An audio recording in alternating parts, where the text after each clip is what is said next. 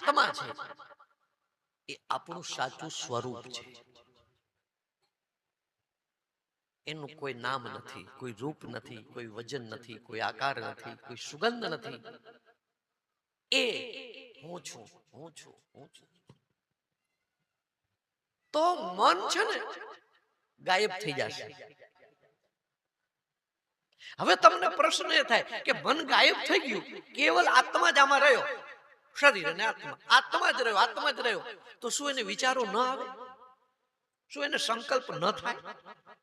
એક પ્રશ્ન થાય. સંકલ્પ વગર કોઈ જીવી ન શકે. જ્યાં સુધી આ શરીરમાં છો ત્યાં સુધી આંખ જોવાનું કરશે, કાન સાંભળવાનું કરશે,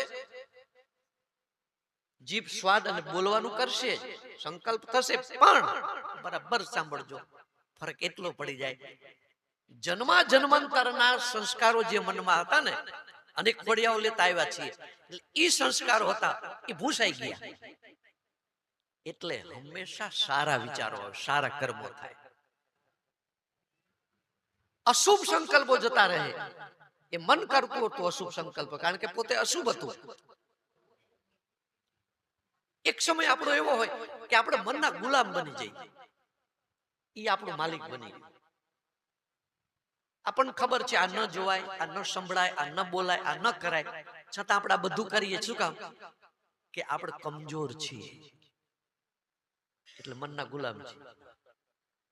પણ આત્મામાં ડૂબ્યા પછી આપણે માલિક બની જઈએ.